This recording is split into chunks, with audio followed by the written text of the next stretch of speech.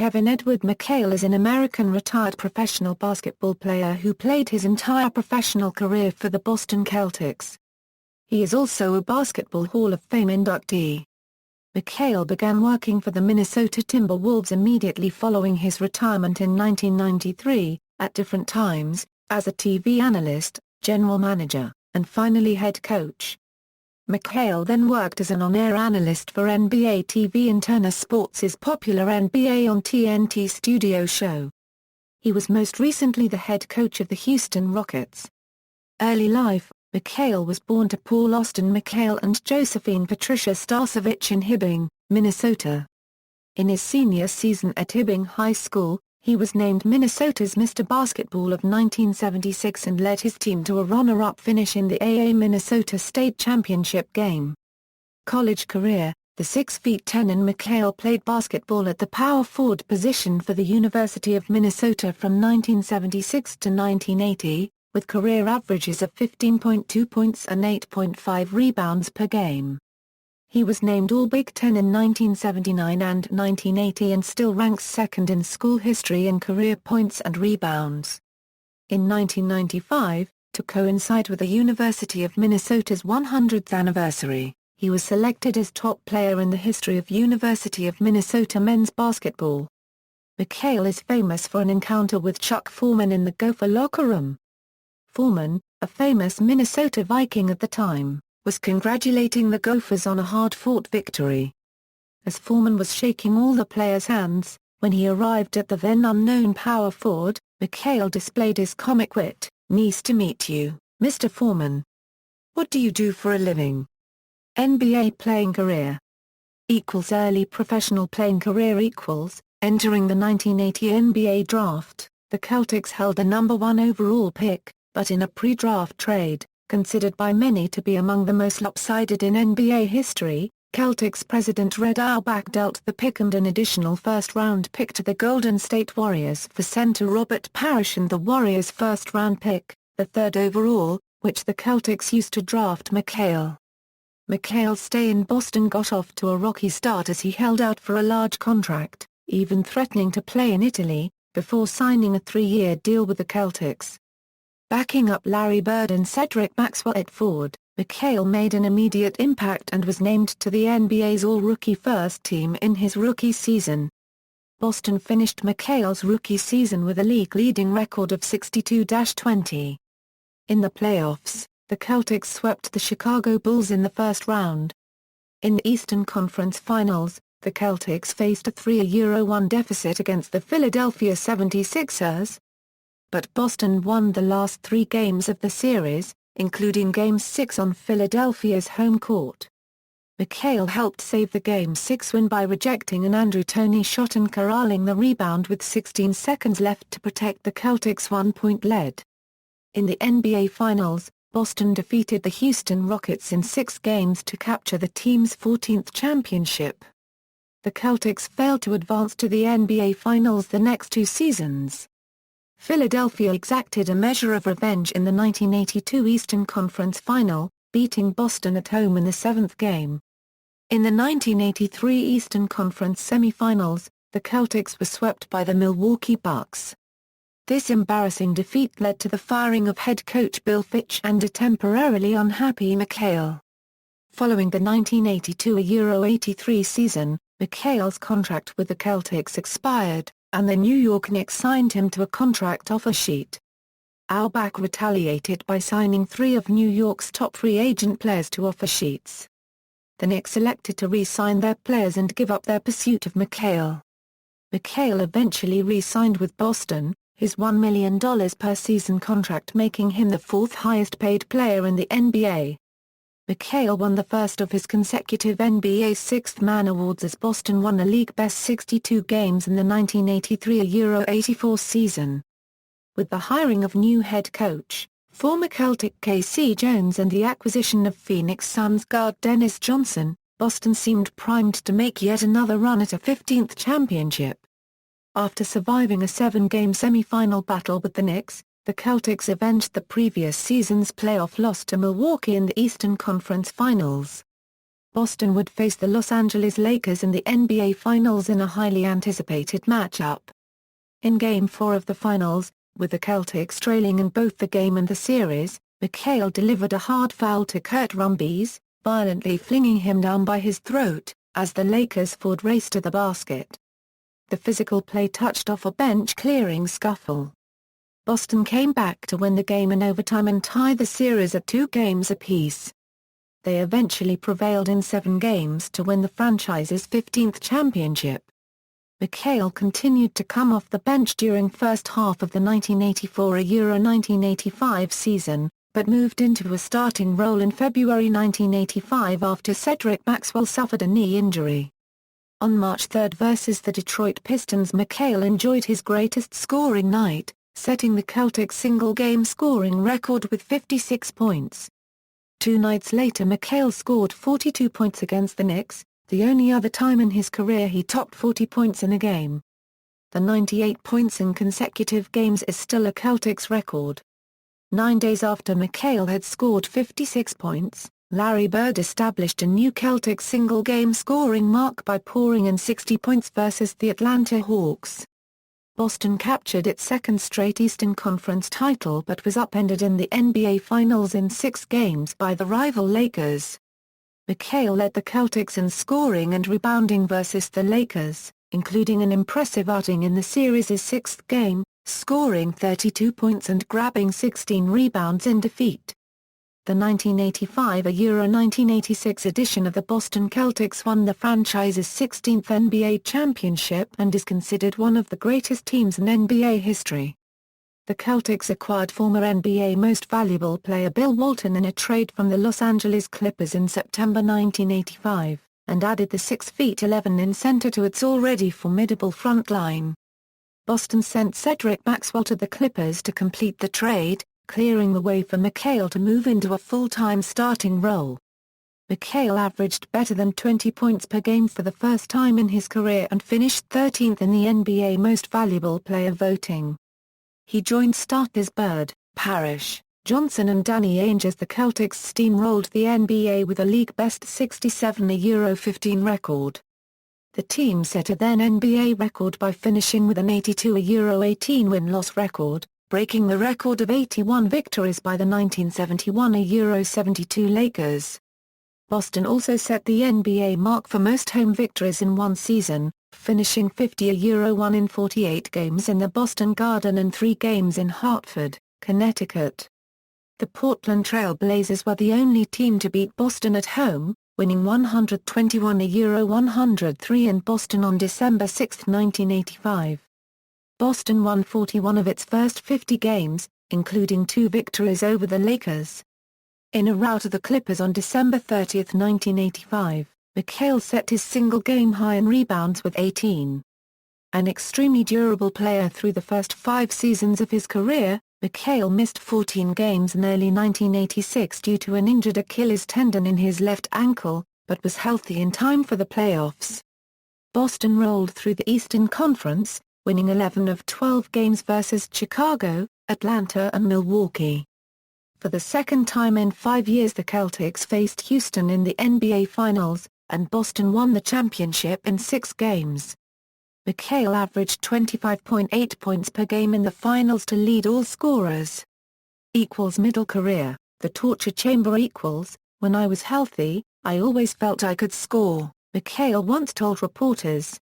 When it went into what I called the torture chamber, I knew it was in. By his 7th pro season, McHale had rehearsed and refined his low-post moves and had become one of the NBA's most dominant offensive forces, out-leaping, out-spinning and out-maneuvering defender after defender in his torture chamber.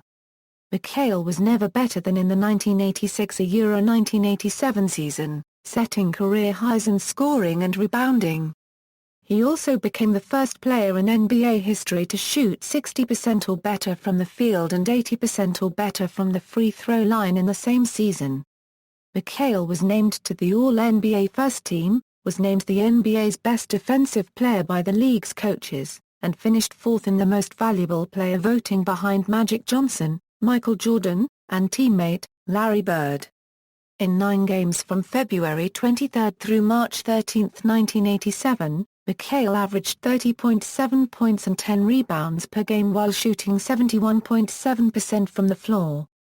During this stretch McHale scored his season high in points, 38 versus the Pistons on March 1. In a win at Chicago on March 27, McHale broke the navicular bone in his right foot. He ignored doctors' advice that the injury could be career-threatening and continued to play. In the playoffs, a hobbled McHale averaged 39 minutes per game and connected on 58% of his shots as Boston again won the Eastern Conference title. Boston swept the Bulls in the first round for the second straight year and survived two 7-game series with the Bucks and Pistons. The Celtics lost to the Lakers in 6 games in the NBA Finals. Off-season surgery on his injured right foot and ankle forced McHale to sit out the first month of the 1987–1988 season. He scored 22 points in 22 minutes of play in his return to the Celtics on December 1, 1987, versus Atlanta. Teammate Danny Ainge once called McHale the black hole of the low post, joking that when the basketball was passed inside to McHale it disappeared because he rarely passed it back out to the perimeter. But in a win over the Dallas Mavericks on April 3, 1988, McHale played the role of passer, distributing a career-high 10 assists. The Celtics won 57 games and made their 5th straight appearance in the Eastern Conference Finals. McHale shot 60% from the field and averaged a career playoff-high 25.4 points per game as Boston defeated the Knicks in 4 games and the Hawks in a 7-game semi-final series. The Detroit Pistons defeated Boston in 6 games in the conference final. Head coach K.C. Jones retired at season's end, and the Celtics of the Bird-McHale-Parrish era would never again advance past the conference semi-finals. Later career equals. Injuries limited Bird to 6 games in 1988–89 and the Celtics slipped to 42–40. New head coach Jimmy Rogers coaxed the team into the playoffs as the Eastern Conference's 8th and final seed behind the play of McHale, Parrish and second-year guard Reggie Lewis. The Celtics faced the Pistons in the playoffs for the 3rd straight year. Detroit held McHale to 19 points per game and less than 50% shooting from the field. The Pistons swept the Celtics en route to their first NBA championship. The 1989–90 season marked the last time McHale was healthy enough to play in all 82 regular season games for the Celtics, but the season was one of discontent for Boston. Second-year point guard Brian Shaw left the team to play in Europe after a salary dispute, and Bird, returning to the court following his various injuries, was criticized by teammates, including McHale, for taking too many shots and trying to dominate games on his own. Rogers moved McHale back into his old sixth-man role for the majority of the regular season. McHale's scoring slipped back into the teens coming off the bench. With the Celtics 34–25, Rogers decided to put McHale into the starting lineup once again. McHale averaged 24.2 points and 9 rebounds down the stretch as the Celtics went 18–5 and finished 1 game behind Philadelphia in the Atlantic Division. McHale became the first player in 20 years to finish in the NBA's top 10 in field goal percentage and free throw percentage in the same season. Boston took the first 2 games of its first-round playoff series with the Knicks, including a record-setting 157–128 score in Game 2.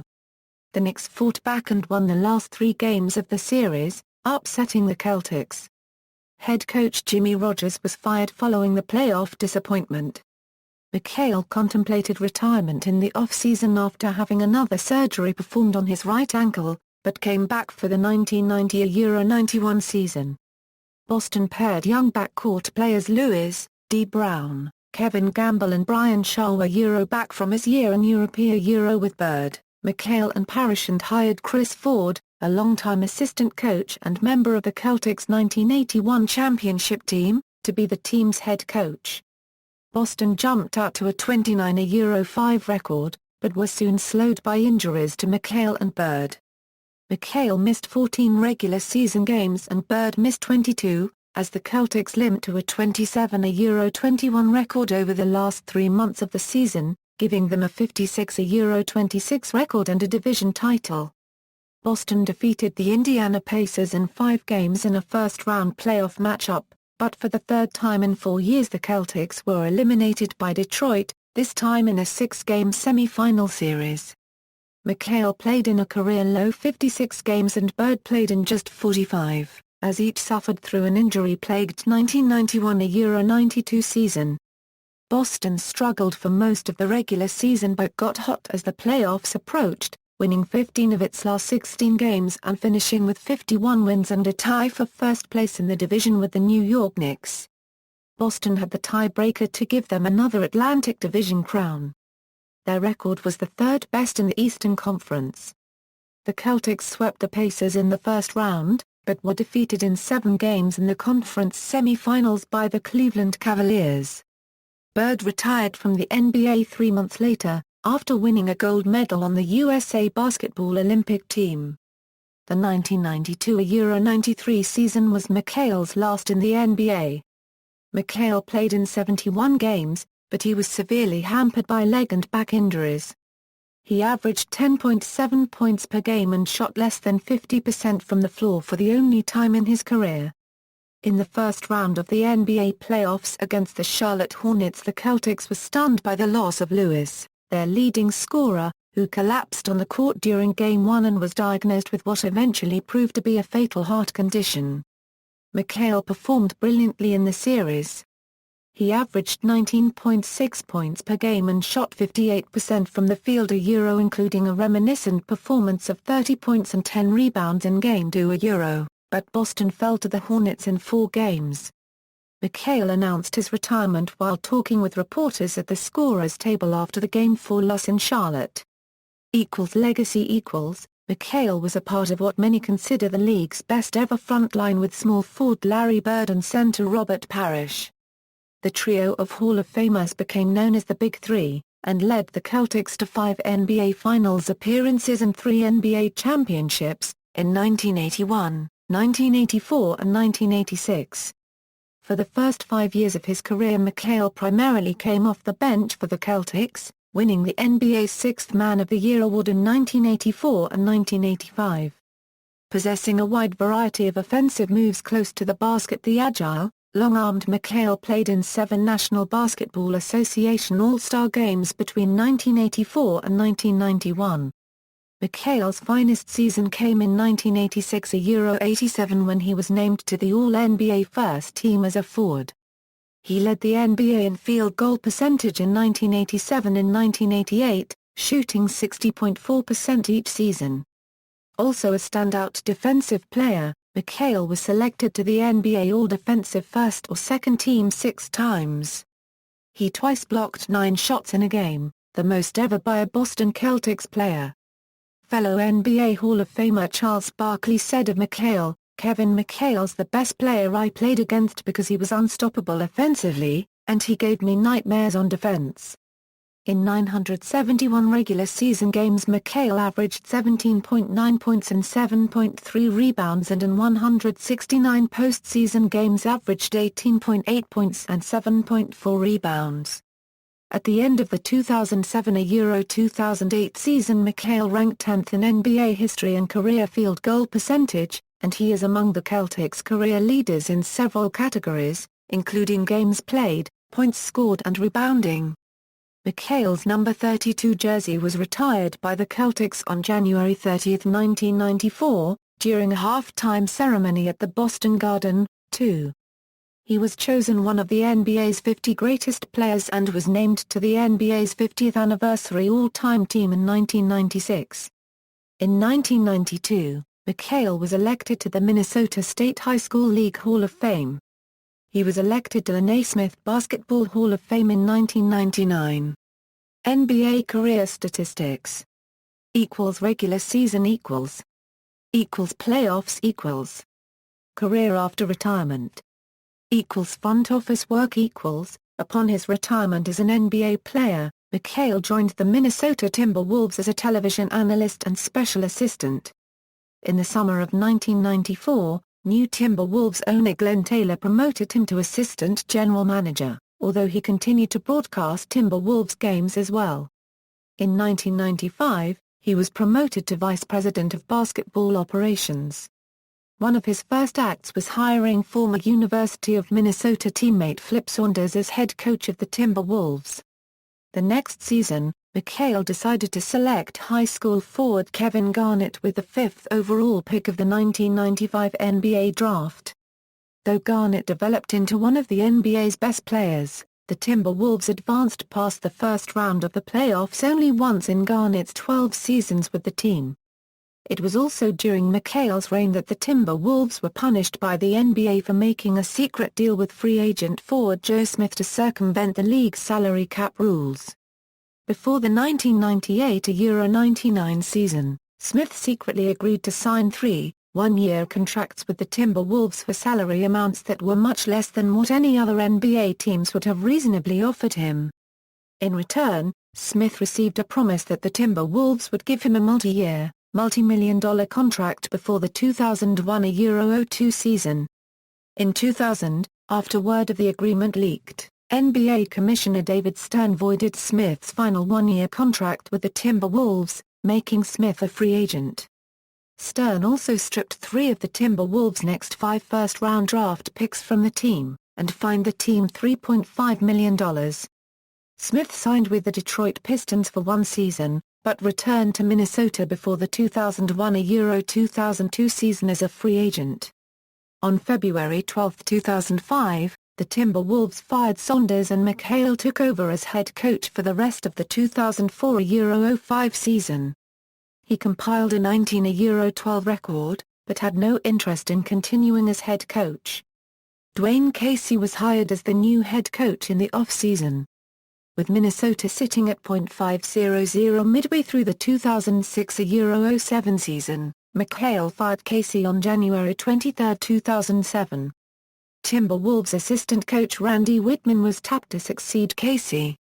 Despite missing the playoffs, on April 19, 2007, the Timberwolves announced that McHale and Whitman would return for the 2007-08 season.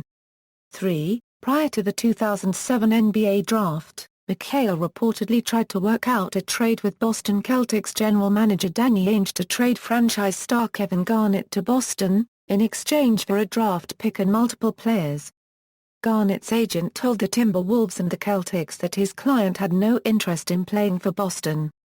So, the potential trade was scuttled. In late July 2007, the Timberwolves and the Celtics once again tried to close a deal for Garnett. Garnett eased his stance on being traded to Boston. On July 31 he was sent to the Celtics for 5 players and 2 first-round draft picks.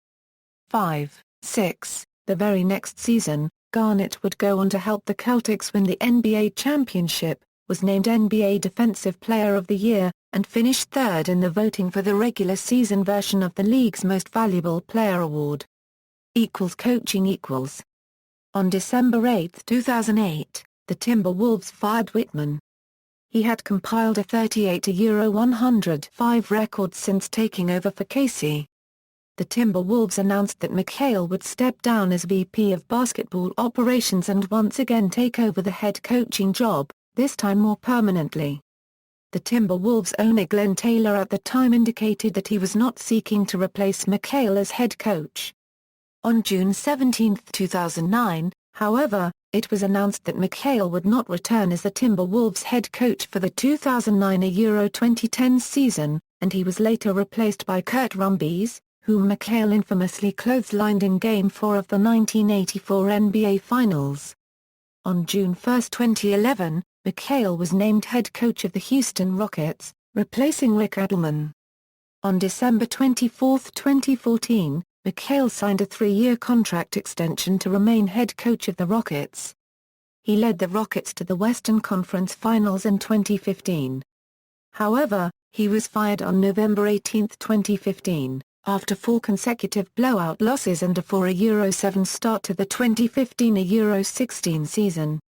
McHale is one of 6 members of the 1985-86 Celtics championship team to have served as an NBA head coach. TV analyst. McHale began working for TNT and NBA TV as an on-air, floor-side analyst during the 2009-2010 regular season. He occasionally appeared on the NBA on TNT and Studio Show, and even broadcast a few regular season and playoff games for the cable station. McHale was also a part of the studio team for NBA TV's Fan Night broadcasts on Tuesday nights during the season. McHale also called games for the station during the 2010 Las Vegas Summer League. Personal life: on June 30, 1982, McHale married his wife Lynn. They had 5 children: Kristen, Michael, Joseph, Alexandra and Thomas. On November 24, 2012, Alexandra Sasha died at age 23, after being hospitalized for lupus for 14 days. McHale is of Irish and Croat origin. McHale guest-starred as himself in 2 episodes of the TV series Cheers, Cheers Fouls Out, and Where Have All the Floorboards Gone? The latter episode also featured Lynn McHale. Head coaching record.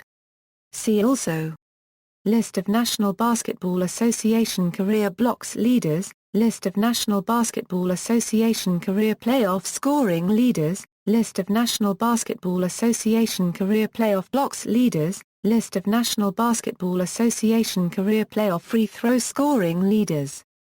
References. External links: NBA coach bio. Career statistics and player information from basketball-reference.com, Kevin McHale at the Internet Movie Database.